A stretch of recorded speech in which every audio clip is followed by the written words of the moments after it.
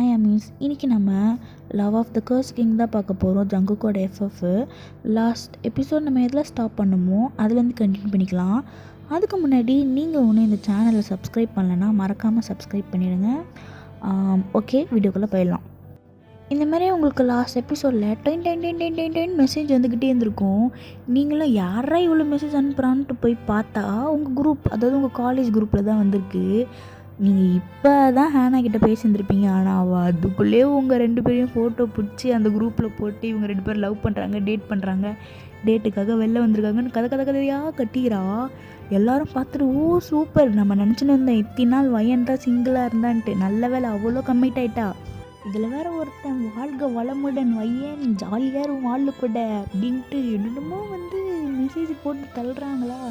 நீங்களும் உங்கள் தலைமையில் கை வச்சுட்டு டேய் நான் என்ன நிலமையில இருக்குன்னு தெரியாமல் என் உசுரை வாங்குறீங்களே நீங்கள் அப்படின்னு சொல்லிட்டு ஒருத்தி வேற வயன் நீ பார்ட்டி வச்சாகணும், நீ இதுக்காக பார்ட்டி வச்சே ஆகணும், நாங்களாம் வச்சதெல்லாம் கம்மிட் ஆனதுனால நீயும் வைக்கிறன்ட்டு ஆளாளுக்கு பார்ட்டின்னு கத்திக்கிட்டே இருக்காங்க. சாரி, மெசேஜில் கத்திக்கிட்டே இருக்காங்க. உங்களுக்கு வேறு என்ன ரிப்ளை பண்ணுறேன்னே தெரில. இப்போ நீங்கள் உள்ளே போய் பார்க்காம இருந்தால் கூட ஏதாவது சமாளித்து விட்டுடலாம். ஆனால் நீங்கள் போய் பார்த்துட்டீங்கன்னு வேறு காட்டுமா. அதனால் என்ன பண்ணுறதுன்னு தெரியாமல் என்ன அனுப்புறதுன்னு கூட தெரியல. ஸோ டக்குன்னு உங்கள் ஃப்ரெண்டு ஹேனா தான் கால் பண்ணுறா.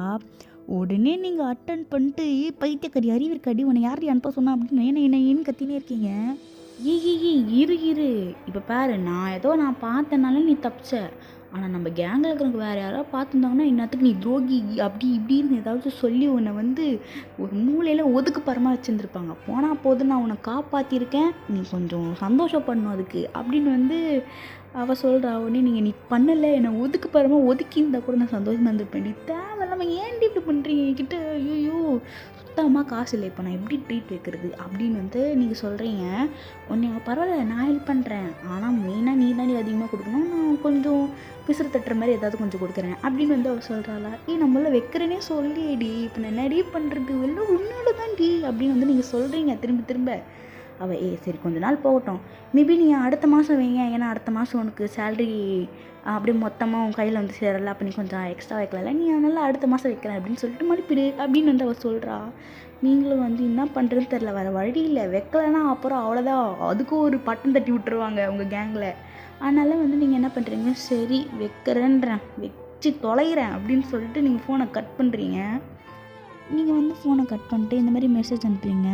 சரி ஓகே நான் நெக்ஸ்ட் மந்த் வைக்கிறேன், நெக்ஸ்ட் மந்த் எங்கே போகலாம் அப்படின்லாம் இல்லை, 10 வரைக்கும் ஒரு எமோஜி வேறு அமைச்சிருக்கீங்க. உடனே எல்லாருமே பார்த்துட்டு நெக்ஸ்ட் மந்த் நம்ம லாஸ்ட் வாட்டி போனோம்ல ஒரு ஹோட்டலுக்கு போனோம்ல, அந்த ஹோட்டல் போவோம், அங்கே தான் சீப்பாகவும் இருக்கும், அப்புறமா டேஸ்ட்டாகவும் இருந்தது, போன வாட்டி நம்ம போகணுமே அப்படின்லாம் எல்லோரும் சொல்கிறாங்க.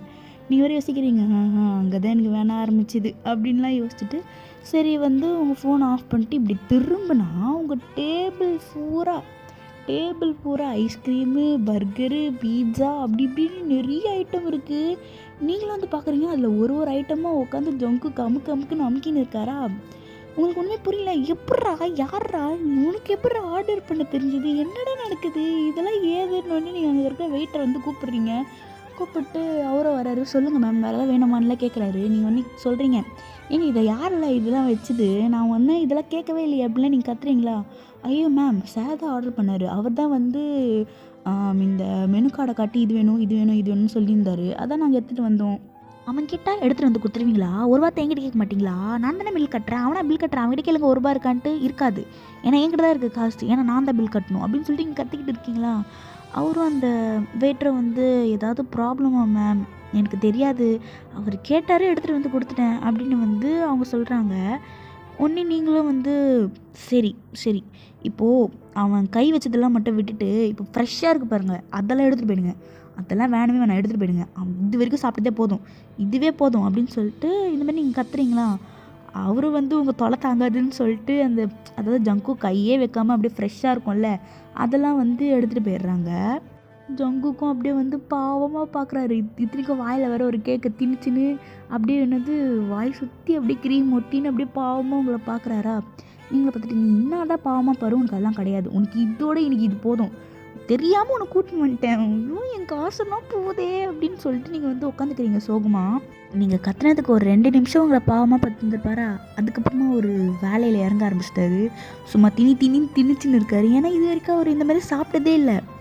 அவர் எப்படி சொல்கிறது, ஏன்னா அவர் வந்து ஏன்ஷியன் காலகட்டத்துலேருந்து வந்திருக்காரா. இப்படிப்பட்ட ஒரு கேக்கு, பர்கரு, பீட்சா, ஐஸ்கிரீமு அதெல்லாம் அவர் வந்து பார்த்தது இல்லையா. ஸோ அந்த பிக்சரை பார்த்தோன்னே அழகாக இருக்கேன்னு சொல்லிட்டு அப்படியே கையை கட்டி வாங்கியிருந்திருப்பார். அதனால் ஆசையில் அப்படியே ஒரு வாய் வச்சோன்னே அப்படியே உருகின்னு இருப்பார் அந்த டேஸ்ட்டில். அதனால் இந்த மாதிரி சாப்பிட்றதே இல்லைனால நீ என்ன கற்றுட்டு போ, நான் உட்காந்து சாப்பிடுவேன் அப்படின்னு சொல்லிட்டு அவர் சாப்பிட்றாரு. அப்போ கொஞ்ச நேரம் போக பில்லு வந்துடுது. திறந்து பார்த்தா அவங்க கல்லில் இருக்கிற பாதி காசு அதுக்கு தான் போயிடும் போல். நீங்களும் தலைமலை கை வச்சுட்டு வேறு வழியில் அப்படின்னு சொல்லிட்டு எடுத்து வச்சுட்டு வந்துடுறீங்க. ஸோ அப்புறமா வந்து நீங்கள் எங்கே போகிறீங்கன்னா பேங்க்குக்கு தான் போகிறீங்க. ஏன்னா அவங்க கல்லால் வந்து பாதி காசு போயிடுச்சுல, மீதி காசு வேணும்ல, அதனால் பேங்க்லேருந்து எடுத்துக்கலாம் அப்படின்னு சொல்லிட்டு நீங்கள் வந்து போகிறீங்க. இந்த மாதிரி பேங்க்குள்ளே போகும்போது நீங்கள் ஜங்குக்கை வந்து வெளியில் விட்டு நீ இங்கேயே பத்திரமா நெல், நான் உள்ளே போயிட்டு டக்குன்னு வந்துடுவேன், எங்கேயுமே போகாத அப்படின்னு வந்து சொல்லிட்டு வந்து போயிருப்பீங்க. அவரும் உங்கள் பேச்சை கேட்டுட்டு அங்கேயே நிற்கிறாரா. அந்த வழியிலேயே ஒரு செட் ஆஃப் கேர்ள்ஸ் கேங் வந்து போகிறாங்க. இந்த மாதிரி வந்து ஜங்குக்கை பார்த்துட்டு, ஏய் மச்சான் அங்கே பார்த்தி அந்த பையனை செம்மையாக இருக்கான்ல, வா போய் பேசலாம் அப்படின்னு சொல்லிட்டு அந்த கேர்ள்ஸ் கேங் வந்து டக்குன்னு ஜங்கோ கிட்ட தான் வராங்க. ஜங்கோக்கும் ஒன்றும் தெரியாத மாதிரி இப்படி கம்முன்னு நின்றுன்னு இருக்காரு. அவர் அப்படி போகிற வரவங்களா வேடிக்கை பார்த்துன்னு இருக்காரு. அந்த கேர்ள்ஸ் கேங்கோ கிட்ட வந்துட்டு, ஹே மேன் உன் நேம் என்ன அப்படின்லாம் வந்து கேட்குறாங்க. அவர் வந்து சட்டையே பண்ணல. அவர் வந்து நீங்கள் வருவீங்களான்னு சொல்லிட்டு பேங்க்குள்ளேயே எட்டி பார்த்துன்னே இருக்காரு. அவங்களும் வந்து, ஹே உங்ககிட்ட தானே கேட்குறோம், எதுக்கு எங்களை வந்து கண்டுக்காத மாதிரியே இருக்க அப்படின்ட்டு நிறைய கேர்ள்ஸ்லாம் வந்து ஜங்குக்கு மேலே வந்து கை வச்சு பேசுகிறாங்களா. அவரும் வந்து ஒன்றுமே பண்ணல. அவர் சும்மா நின்றுங்கிறாரு. அவர் என்ன பண்ணுறதுனே தெரில. பத்து வரைக்கும் அவளுங்க வந்து ஒரு சில வார்த்தையெல்லாம் இங்கிலீஷில் யூஸ் பண்ணுறாளுங்களா. அவருக்கு தான் இங்கிலீஷ் தெரியாதே, அவருக்கு ஒன்றுமே புரியல, நீங்கள் என்ன பேசுகிறீங்க ஒன்றுமே தெரியாமல் வந்து நின்று இருக்காரு.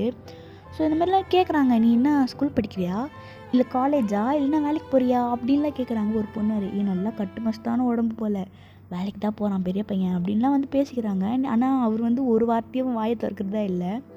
அதில் இருக்கிற பொண்ணு வர, உங்ககிட்ட தானே பேசிக்கிட்டே இருக்காங்க, எதுக்கு நீ கண்டுக்கவே மாட்டேற அப்படின்லாம் வந்து அந்த பொண்ணு சொல்லுது. ஆனால் அவர் வந்து ஒரு வார்த்தை கூட பேசலை. இன்னொரு பொண்ணும், சரி உன் நேம் என்ன ஃபஸ்ட்டு நீ அதை சொல்லு அப்படின்றாங்க. உடனே அவர் வந்து நேம்னா என்ன அப்படின்னு வந்து கேட்குறாரு. உடனே அவங்க வந்து திருன்னு முடிச்சுன்னு நேம்னா என்னன்னு கேட்குறானே, உன் பேர் என்ன அப்படின்னு வந்து கேட்குறாங்க. உடனே அவர், என் பேர் வந்து ஜான் ஜங்குக். ஓ நைஸ் நேம், சரி நீ எங்கேருந்து வர, நீ இந்த ஏரியாவுக்கு புதுசா அப்படின்லாம் வந்து கேட்குறாங்க.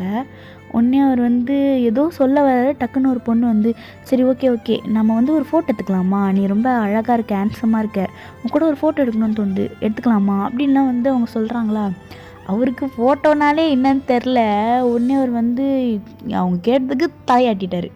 உடனே அவளுங்களாம் வந்து ஃபோன் எடுக்கிறாளுங்களாம். ஃபோன் எடுத்து எதுவும் செல்ஃபி எடுக்கும்போது அவர் பார்க்குறாரு, என்னடா இது, அது இந்த அத்தனூண்டு பெட்டியில் நம்ம மூஞ்சி தெரியுது, இவளுங்க மூஞ்சி தெரியுது அப்படின்னு சொல்லிட்டு அப்படியே குறுக்குறுன்னு பார்க்குறாரா. டக்குன்னு அந்த டைமில் நீங்கள் வரீங்க, வந்துட்டு இந்த காட்சியை பார்க்குறீங்களா. குடுகுடுன்னு ஓடி வந்து அந்த பொண்ணுங்களெல்லாம் தள்ளி விட்டு, ஹலோ என்ன பண்ணுறீங்க அப்படின்லாம் வந்து கேட்குறாங்களா. உடனே நீங்கள், ஹலோ அது நான் ஃபஸ்ட்டு கேட்கணும், இந்த பையன்கிட்ட உங்களுக்கு என்ன பேச்சு அப்படின்னு வந்து நீங்கள் கேட்குறீங்களா. உடனே அந்த பொண்ணுங்க, நாங்கள் எந்த பையன்கிட்ட வேணால் பேசுகிறோம், உனக்கு நினச்சி உனக்கு தெரிஞ்ச பையனா அப்படின்னு வந்து சொல்கிறாளுங்க. நீங்களும் ஆமாம் எனக்கு தெரிஞ்ச பையன், உனக்கு தெரிஞ்ச பையனா அவனா உன் பாய் ஃப்ரெண்டா நீ வந்து தத்து விடுறதுக்கு, இல்லை கொஞ்சம் நகருமா அவங்க கூட ஃபோட்டோ எடுக்கணும் அப்படின்னு வந்து உங்களை தள்ளி விடுறாங்களா. உடனே நீங்கள் வந்து ஜங்குக்கு பார்த்துட்டு, இந்த மாதிரி யார் உன்னை ஃபோட்டோ எடுக்க கூப்பிட்டாலும் போயிடுவியா அப்படின்னு வந்து கேட்குறீங்க. உடனே அவர் சொல்கிறாரு, எனக்கு ஃபோட்டோனாலே என்னன்னு தெரில, அவள் அத்தனூண்டு பெட்டி ஏற்றா, அதில் பார்த்தா என் உருவெல்லாம் தெரிஞ்சுது, எனக்கு என்ன நடக்குதுன்னே தெரியல அப்படின்னு வந்து ஒரு மாதிரி பாவமாக சொல்கிறாரா. நீங்களும் தலைமையில் கழிச்சிட்டு, எக்ஸ்கியூஸ் மீ இங்கே பாருங்கள், இவன் என்னோட பாய் ஃப்ரெண்டு, அதனால் தயவு செஞ்சு இந்த பையன்கிட்ட வந்து பேசுகிற வேலை வச்சுக்காதீங்க அப்படின்னு ரொம்ப ஜாமாகி பேசிக்கிட்டு இருக்கீங்களா. அவங்களும் வந்து ஒரு வேலை பாய் ஃப்ரெண்டாக இருப்பாங்க போல, சரி வா போயிடலாம் அப்படின்ட்டு அந்த கேங் வந்து அப்படி என்னென்னமோ பேசி அப்படியே வந்து அங்கேருந்து போயிடறாளுங்க. நீங்களும் வந்து ஜங்குக்கை பார்த்துட்டு, இங்கே பாரு யாராவது உங்ககிட்ட வந்து பேசினாங்கன்னா தயவு செஞ்சு அவங்ககிட்ட பேசாத, புதுசாக ஏதாவது வந்து பேசினா எதுக்கு நீ பேசுகிற அவங்கக்கிட்டலாம், அதுவும் ஃபோட்டோலாம் எதுக்கு எடுக்க அலோவ் பண்ணுற அப்படின்லாம் வந்து நீங்கள் சொல்கிறீங்களா. அவரில் எனக்கு ஒன்றுமே புரியல, அவளுங்க என்னென்னமோ சொன்னாலுங்க, நானும் பெக்கன்னு முடிச்சிருந்தேன், என்ன பண்ணுறது, டக்குன்னு ஏதோ ஒன்று எடுத்தா இப்படி பண்ணுற, நீ கரெக்டாக நீ இப்படி வந்துட்ட எனக்கு என்ன தெரியும் அப்படின்னு தான் அவர் வந்து சொல்கிறாரு. நீங்கள் வந்து சொல்கிறீங்க இதே லாஸ்ட்டாக இருக்கும். யாராவது புதுசாக வந்து பேசுனாங்கன்னா ஒன்று அவங்கள கண்டுக்காமல் போ, அப்படி இல்லைனா வந்து எனக்கு நீ யாருனே தெரில உங்ககிட்ட பேச மாட்டேன்னு சொல்லிட்டு போ, தயவு செஞ்சு யார்கிட்டயும் வந்து பேசாத அப்படின்னு வந்து நீங்கள் அவர்கிட்ட வந்து அந்த மாதிரி சொல்கிறீங்க. உடனே அவரும் சரி சரி அதுக்கு முன்னாடி பாய் ஃப்ரெண்ட்னா என்ன அப்படின்னு வந்து அவர் கேட்குறாரு. நீங்களும் வந்து பார்த்துட்டு அது அது அது வந்து நண்பர்கள்னுவாங்க பார்த்தியா, அந்த மாதிரி. சரி நான் சொன்னால் உனக்கு புரியாது, நான் அது போக போக உனக்கு புரிய வச்சுக்கிறேன். இப்போ நம்ம வீட்டுக்கு போகலாம் வா அப்படின்னு சொல்லிட்டு நீங்கள் 2 பேரும் வீட்டுக்கு போகிறீங்க. நீங்கள் வந்து வீட்டுக்கு போகிறதுக்கு முன்னாடி ஸ்டெப்ஸ்லாம் ஏறணும்ல, அதுவும் அந்த கிழவி வீடு தாண்டி தான் நீங்கள் ஸ்டெப்ஸ்லாம் ஏறிலாம் போகணும். அதுவும் இல்லாமல் நீங்கள் தனியாக போனால் கூட ஜாலியாக போகலாம். பார்த்ததுக்கு வரைக்கும் நீங்கள் வந்து ஜேகே வேறு கூட வச்சுருக்கீங்களா, எப்பட்றா இவனை மேலே கூட்டின்னு போகிறது, அவசரப்பட்டு வேறு கூட்டின்னு வந்துட்டோமேன்னு சொல்லிட்டு சரி நீங்கள் போய் எட்டி பார்க்குறீங்க. போய் பார்த்தா அந்த கிழவி இல்லை.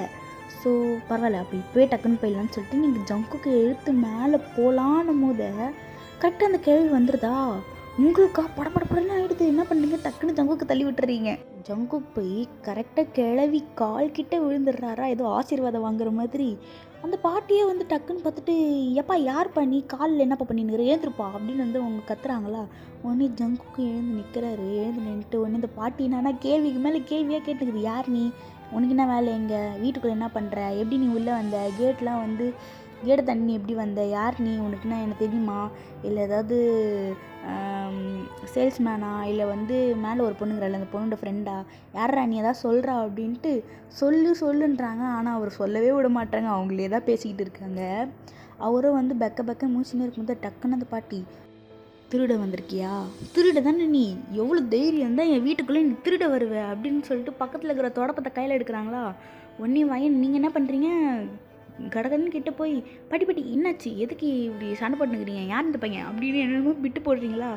உடனே அவங்களும் இல்லைம்மா யாருன்னே தெரில, திடீர்னு பார்த்தா கேட்டை திறந்து வீட்டுக்குள்ளே இருக்கான், வந்து என் கால் மேலே விழுறான், என்னன்னு கேட்டால் வாயை திறக்கவே மாட்டான், அன்னைக்குமே இவன் திருடனாக தான் இருப்பான், இரு நான் போய் போலீஸ் கால் பண்ணுறேன் அப்படின்ட்டு அவங்கன்னா அறக்க பறக்க திரும்பினே இருக்காங்களா. உடனே நீங்கள் இருங்க பாட்டி, நான் வந்து என்னென்னு கேட்டு சொல்லுன்னு சொல்லிட்டு சும்மா லைட்டாக ஓரமாக கொண்டு போய் உடனே வந்து நீ இங்கே இரு நான் போடுறேன் இப்போ ஆக்ஷனு அப்படின்னு சொல்லிட்டு ஒரு 2 செகண்ட் அங்கேயே நின்ட்டு அம்மா டக்குன்னு பாட்டிக்கிட்டு வந்துட்டு அதுவா பாட்டி ஒன்றும் இல்லை, இவர் இந்த ஊருக்கு புதுசான், இது மாதிரி அட்ரஸ் கேட்க வந்துக்கிறாரு, நம்ம தான் தப்பாக புரிஞ்சுக்கணும், நீங்கள் டக்குன்னு பேசுனதுனால என்ன பேசுன்னு தெரியாமல் ஒரு மாதிரி ஸ்டன் ஆகிட்டாராம் அப்படின்னு வந்து நீங்கள் போய் என்னென்னமோ மழுப்புறீங்களா.